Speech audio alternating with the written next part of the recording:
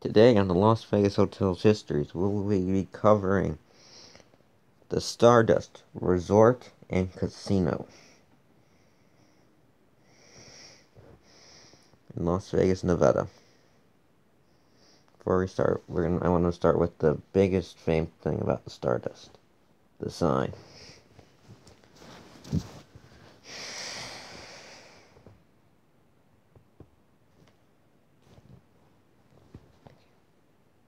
Actually, I'm going to be covering two hotels today, plus the Royal Nevada. The famed Stardust sign became a symbol of Las Vegas. Young Electric Sign Company, or YESCO, I believe it's called, was hired to fabricate the sign, although Kermit Wayne's design was selected for both the facade and roadside signs. While the Modowitz, who took over from the original developer, Tony Corvo, upon his death, said it was from original plans, the sign really was for the Cornos. The Stardust sign, the original one, gave visitors a panoramic view of the solar system.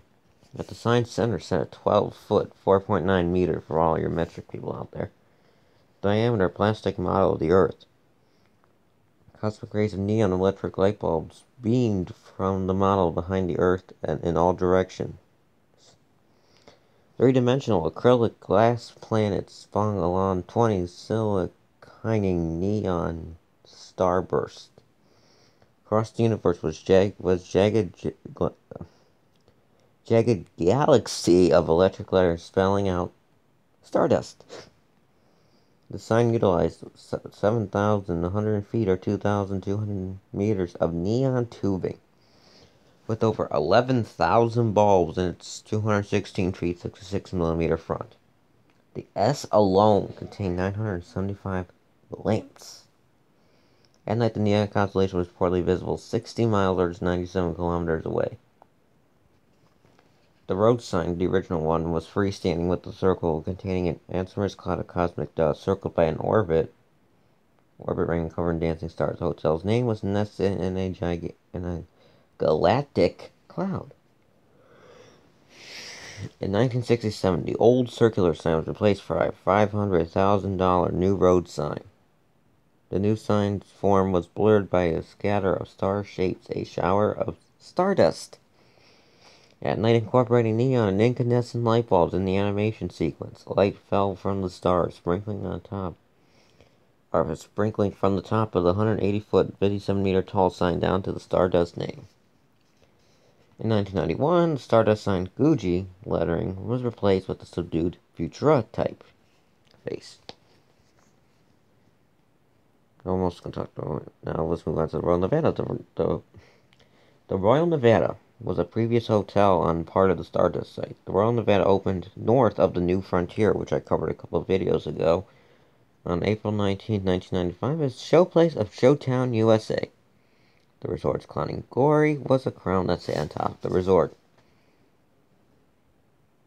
The night before the opening, atomic soldiers were treated to a pre-opening party. The Royal Nevada had financial problems right from the start. The resort seemed to completely disappear by 1958 by the Stardust and became Stardust Convention Center.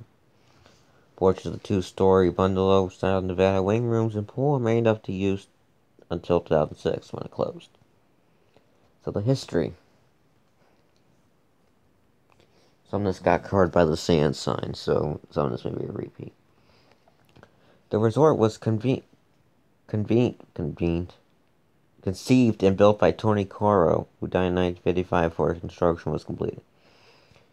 The resorts were acquired and completed by John Factor, a.k.a. Jake the Barber, half-brother of Cosmic Seller and Max Factor, Sir.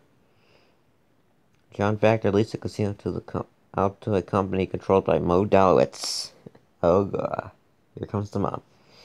When the casino opened, it had the largest casino in Nevada and the largest swimming pool in Nevada and the largest hotel in the Vegas area. The Stardust opened at noon on July 2nd, 1958. The attendees of the opening include governors, senators, city and county officials, and Hollywood celebrities. The entertainment registry stated with spectacular French production show Leo de Paris. Leo de Paris was conceived by Pierre-Louis Gordon and Renee Friday and staged by Don Adrian. The opening night lounge lineup offered from dusk to dawn Billy Daniels, Happy Jesters, the Vera Cruz Boys, and the Jack Martin Quintet. Daniels became the first signer to sign a long-term registry contract in the Metropolitan Las Vegas when he agreed to appear for 40 weeks per year for 43 years. Tony Cornell's dream became a 10,001,605 room reality, charging just $6 a day. That was cheap.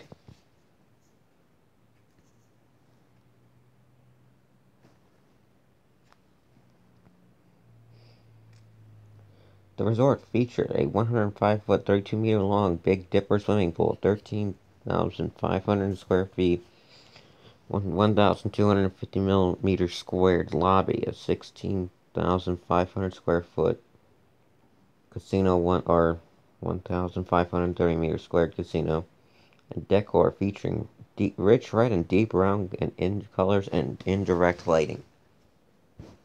The Stardust had the honor of holding the only first-run drive-through theater in the rear of the resort. This is, here's a repeat about the Royal Nevada again, but the Stardust took over the closed Royal Nevada Hotel Casino, remodeled the showroom, and converted it into a convention center and high roller suite. From 59 to 64, this wing was occupied by the Stardust high roller guests and the Stardust showgirls. 1964, the Olympic-sized pool area opened to the general public with the addition of the 9-story Stardust Tower that replaced half of the bungalow rooms. In 1960, the resort added a new 4,800 square feet, 450 meter square screen service to its drive-in theater. The same year, the Aku Aku Polynesian restaurant was opened, complete with a tiki bar and a large stone tiki head marking the entrance on the outside.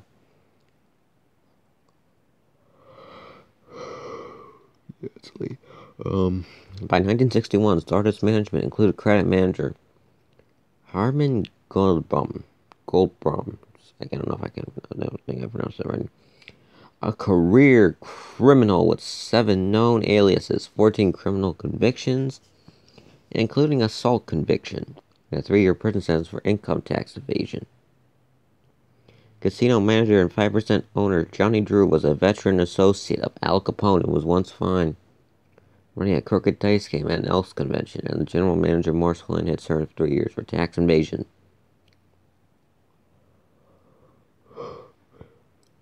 In 1964, with the addition of the 9-story tower, later called the East Tower, the room count increased to 1,470.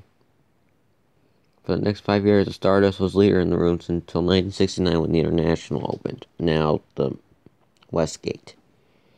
In 1964, the landmark facade was updated, expanding out the parking lot by the highway. The new facade raised Stardust's name, still in electric letters, on a pole above the exploding universe. That's the sign. In 1965 until 70, the hotel operated the Stardust International Raceway in Spring Valley. The track drew Can-Am and USAC champion car series, including drivers such as Mario Andretti, Dan Gurney, Bruce McLean, Mark II, and Jackie Stewart. In 1966, Howard Hughes, the guy that tried to buy several of the older strip casinos, attempted to buy the Stardust for $30.5 million, but was thwarted by the government officials on the grounds that his acquisition of any more of the resorts may violate the Sherman Antitrust Act. That basically prevents monopolies. In November 1969, Perrin, Dunn & Corporation purchased the Stardust for an unknown amount. The resort was bought by Argent Corporation in 1974 using loans from the International Brotherhood of Teamsters Central States Pension Fund. Argent was owned by Alan Glick, but the casino was believed to be controlled by various organized crime families from the Midwest. In the 1970s, Argent Corporation had siphoned off between $7 and $15 million using rugged scales, When exposed by the FBI, this skimming operation was the largest ever exposed. A number of organized crime figures were convicted as a result of skimming. The story of the skimming was featured in the book Casino by Nicholas Pileggi. I think, sorry. In 1977, the Stardust went through another remodeling. The bombastic galactic theme was abandoned, though the roadside sign remained, and the facade was covered by animated neon tubing and trimmed with the mirror finished facets. The new Warwickshire sparkled with 1,000 small incandescent light bulbs. The incrustation of the light bulbs turned solid mass into ethereal form.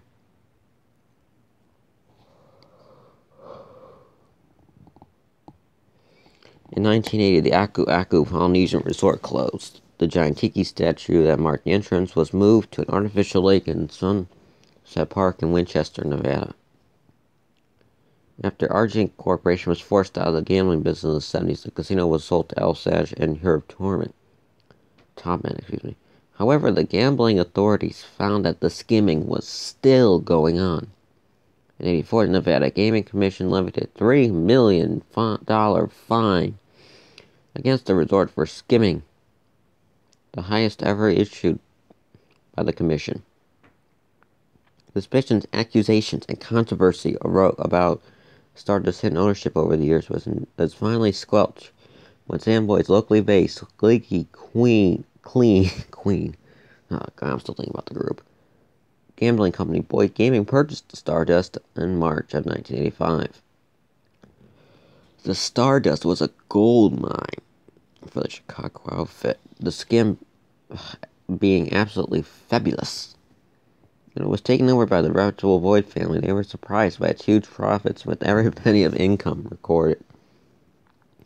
Ex-FBI agent, I don't want to mention his name, so I'm going to call him by Mr. R.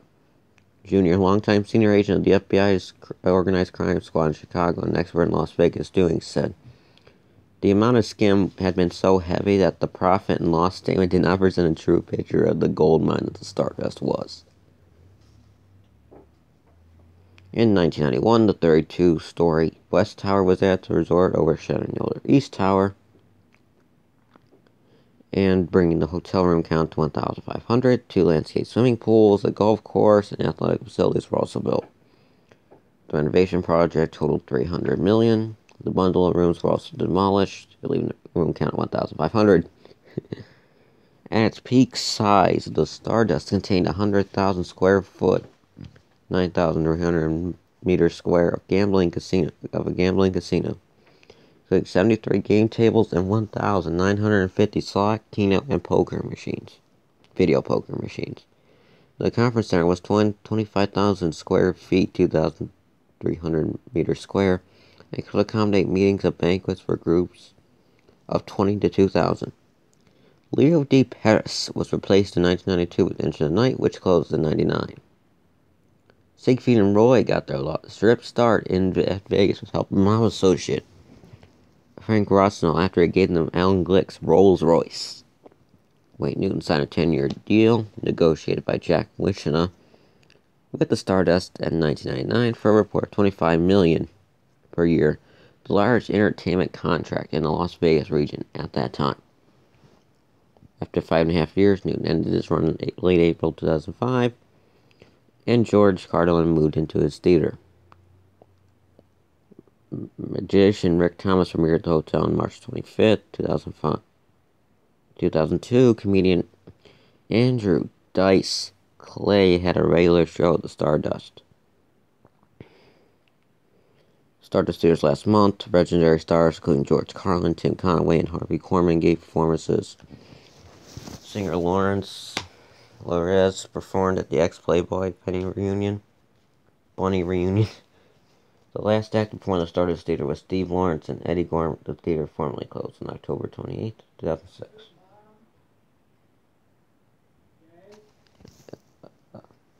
I'll be right back. Sorry about that. Let's continue where we left off. The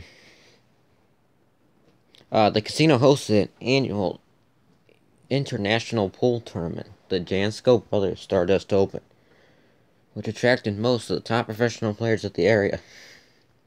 For many years, its one pocket division was the premier event in that discipline.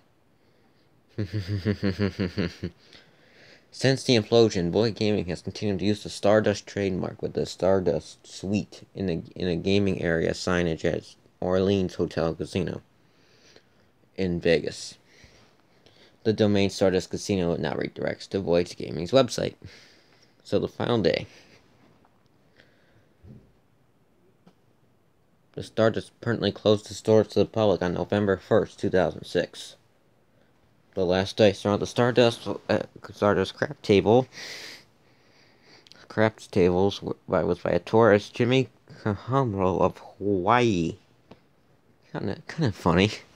That's one of the last days into the union, so it kind of makes sense. Slot machine betting was officially halted at 6:30 a.m., just before the casino was officially closed at noon. The Bobby Howard Band led customers out the doors for the last time in a conga line to the tune of When the Saints Go Marching In. And the hotel casino complex closed after a 48-year run of continuous 24-hour operation. Outside, the loudspeakers were playing the John Lennon song "Nobody Told Me," which contains the lines, "Nobody told me there'd be these days like these strange days indeed." At the time at the closing, the Stardust showroom starred The Magic of Rick Thomas, the most successful daytime show in the Strip's history. The implosion. Kind of watch this later. On Tuesday, March 13, 2007 at 2:33 in the morning Pacific time, the Stardust Resort was imploded in a grand ceremony which included fireworks marking a 10-second countdown for the East and the West Towers tumbled. 428 pounds of explosives brought down the hotel at the time, which was the tallest building demolished on the Strip. A planned laser light show was canceled when strong winds blew dust towards the audience.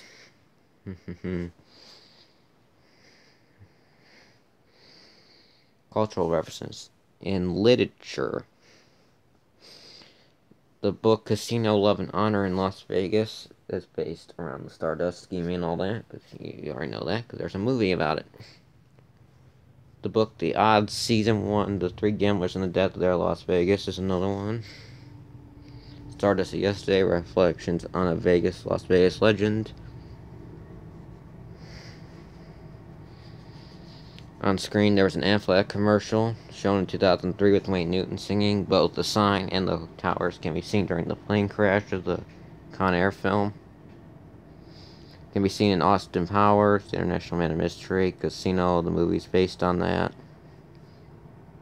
The Stardust song can also be heard from its real location.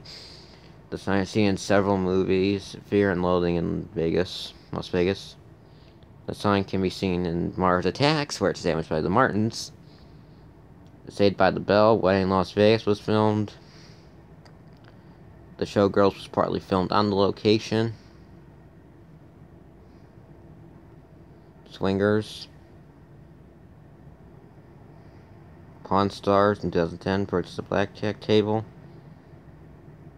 In 2013, it tells about the casino being home to and the incredible Burt Wonderstone and Anton Marvelin.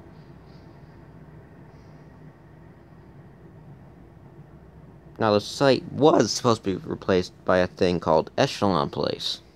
Unfortunately, that didn't happen, and it was sold to another developer who now currently owns it and is planning Resorts World, which is supposed to open in 2018.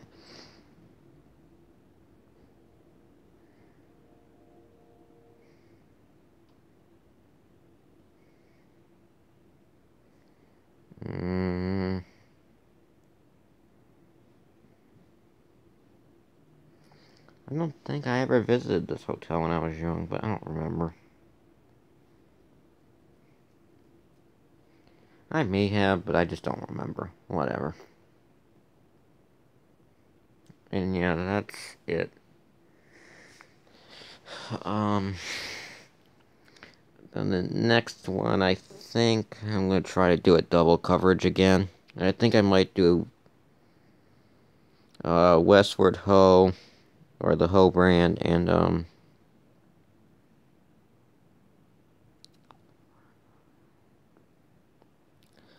I think I may cover I may cover Fremont Street, I think. Or Bourbon Street, excuse me. I'm not exactly sure, but I'll try to cover them both. Well, you'll find out when I record the next one. But anyway, thanks for watching. Check this nothing out for more of these and anything else. Okay, bye.